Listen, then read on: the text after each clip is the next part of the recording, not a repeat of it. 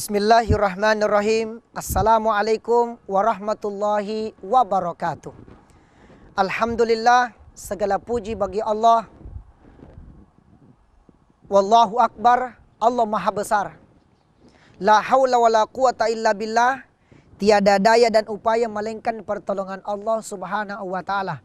Wassalatu wassalamu ala asyrafil anbiya'i wal mursalin Sayyidina Muhammadin wa ala alihi wa ashabihi ajmain, amma ba'du. Inspirasi Islam, alhamdulillah. Pemirsa yang dimuliakan oleh Allah subhanahu wa ta'ala dimanapun kita berada. Kita kembali lagi di tema yang sama mengenai tentang hikmah perintah berkurban.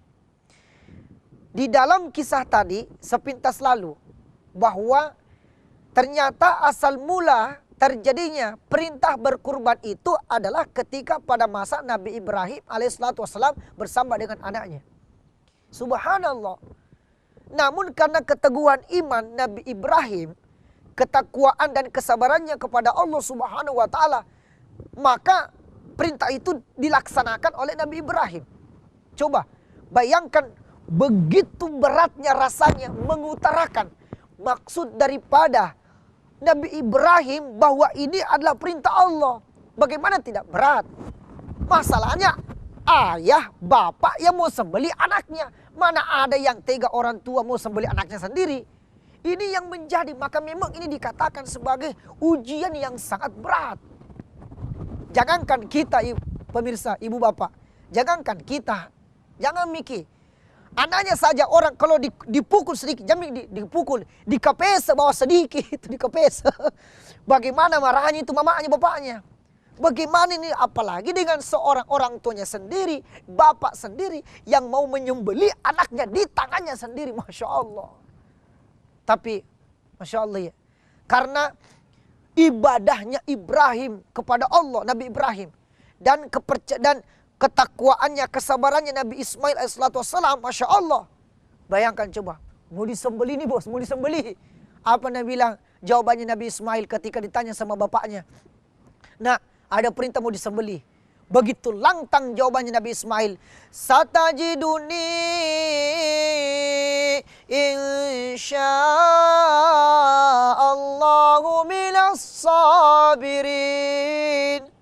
Wahai ayah, insya Allah engkau mendapatiku termasuk golongan orang-orang yang sabar. Subhanallah.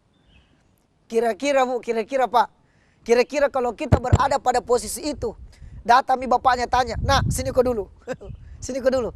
Kenapa bapak? Sini kau dulu sebentar, sini kau dulu. Ada perintah Allah. Apa itu? Mau kau sembelih? Paling tidak anak tak bilang, bapak kita mau dulu baru saya. Itu coba kalau kita bawa kepada milenial yang sekarang. Itu memang, coba kita lihat. Tapi Nabi Ibrahim justru mengatakan, qala ya abatif al-matumar. Wahai bapak, kalau itu perintah Allah laksanakan. Wih, nyaman kalau begini. Tapi kalau anak sekarang sekiranya kita berada pada posisi itu, bapak kate morong baru saya. Karena kenapa? Tua mikir saya masih muda. Coba kita bayangkan. Pemirsa dimuliakan oleh Allah subhanahu wa ta'ala. Tapi sekiranya ini terjadi benar, terjadi betul, maka apa yang terjadi? Maka semua orang tua, anak yang dia dicintainya, maka mesti harus dikorbankan. Subhanallah. Masya Allah. Tabaraka wa ta'ala. Maka dengan itu, pemirsa yang dimuliakan oleh Allah subhanahu wa ta'ala. Tapi disinilah kehebatan Allah. Di saat perintah itu mau dilaksanakan oleh Nabi Allah Ibrahim, maka apa yang terjadi? Keteguhan imannya, kesabaran sudah tebalnya, kesabaran sudah tertanam dalam hatinya. Nabi Ismail sudah menyerahkan jiwa raganya kepada Allah, hanya untuk melaksanakan perintahnya. Ketika pisau itu ada di lehernya Nabi Ismail, ya kan? Itu kan awalnya tidak dimakan pisau. Ketika Nabi Ibrahim mencoba tancapkan pisau itu di batu itu terbelah. Subhanallah.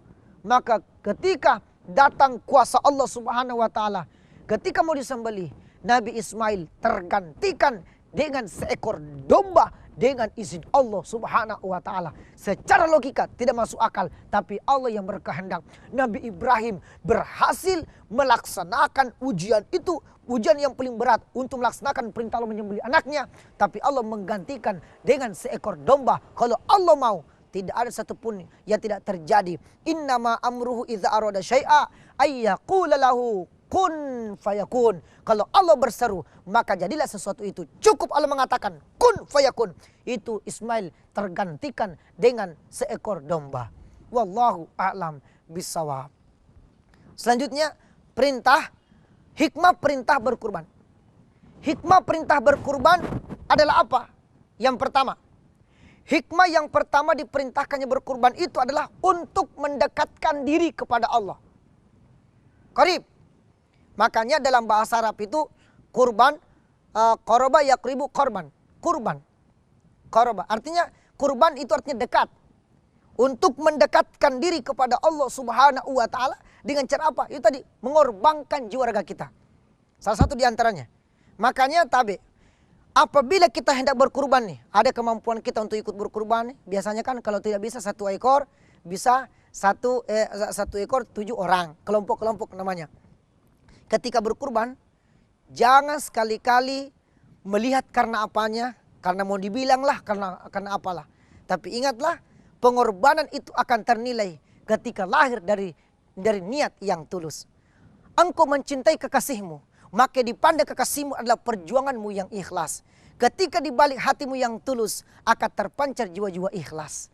Jadi ini yang pertama, perintah hikmah, perintah berkurban yang pertama adalah untuk mendekatkan diri kepada Allah Subhanahu wa taala. Yang kedua, moto yang kedua, hikmah yang kedua, jangan kemana-mana karena kita akan kembali setelah yang lewat ini. Wassalamualaikum warahmatullahi wabarakatuh.